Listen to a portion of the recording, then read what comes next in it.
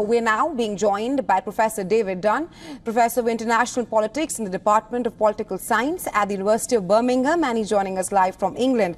Welcome to the show, Professor Dunn. Now, Netanyahu is adamant on not reaching a ceasefire deal, and just a few days ago, he introduced new demands, while on the other hand, Defense Minister Yoav Gallant has said that he will make a public statement that Tel Aviv is close to a ceasefire deal. We're also witnessing daily demonstrations by Israelis. How do you assess the current situation right now, where we are clearly seeing a scenario of Gallant versus Netanyahu versus the Israelis on the street? What we've seen is the longer this war goes on, the less unified Israel is in its response to that. That is at a popular level, but it's also within the coalition government.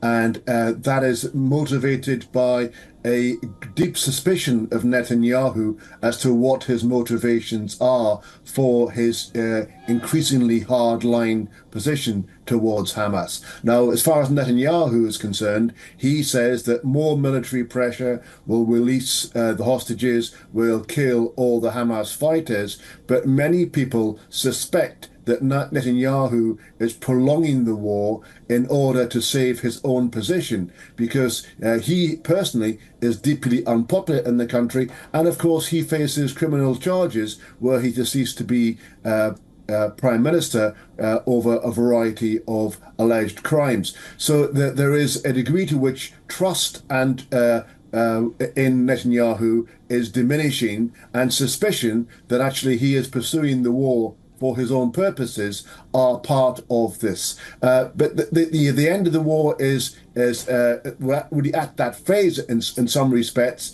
and that the Israelis have destroyed Hamas in large parts of the country. The end game is always the more difficult part of any conflict. And there really is a fundamental disagreement as to whether a deal should be done to release the hostages, or whether, as in Netanyahu's view, they keep on fighting.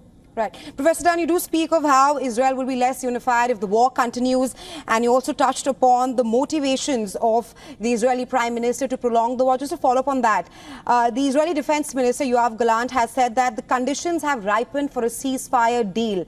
Then why is Netanyahu not going forward with it? In your opinion, do you think Netanyahu is hindering progress for a ceasefire deal in order to perhaps retain the support of far-right elements of the coalition?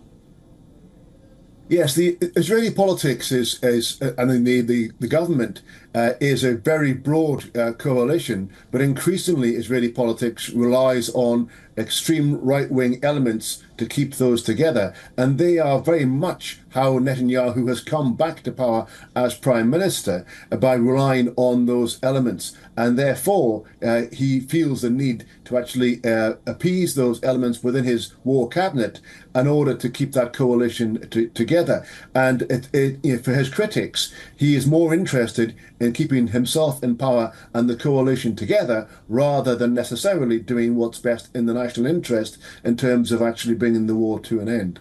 Right. We did discuss how Netanyahu is facing pressure in Israel, but there's also growing pressure abroad. Netanyahu is expected to meet with the U.S. president next week, with, of course, the overriding focus on ceasefire talks. While on the other hand, the ICJ has ruled that Israel's presence in Palestinian regions as unlawful.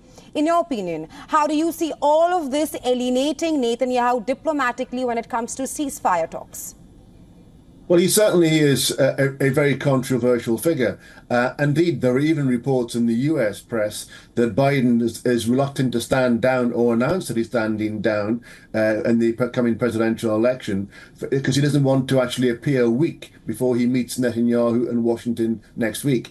And of course, in terms of actually the Americans would dearly like, the American administration would dearly like this war to come to an end, because it's damaging to Biden and the Democratic Party electorally to be supporting Netanyahu in what is a very controversial war in America, particularly among the left and the youth element of the American population, who Biden would rely on for re-election in November if it comes to it. So the visit of Netanyahu is high stakes and politically divisive. He will get probably a mixed reaction when he speaks to Congress next week, because he is seen as a divisive character and viewed by many as someone who is prolonging the war unnecessarily longly.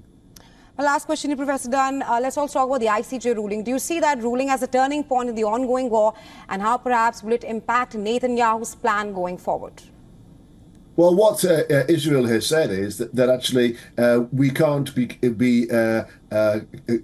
guilty of occupying what is our own country, and therefore they're taking a hardline stance on this.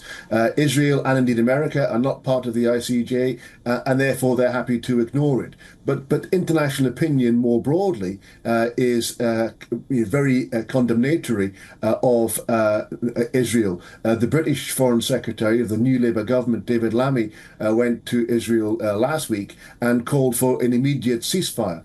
So the pressure is very much on Israel to do that, but so far Netanyahu is resisting that.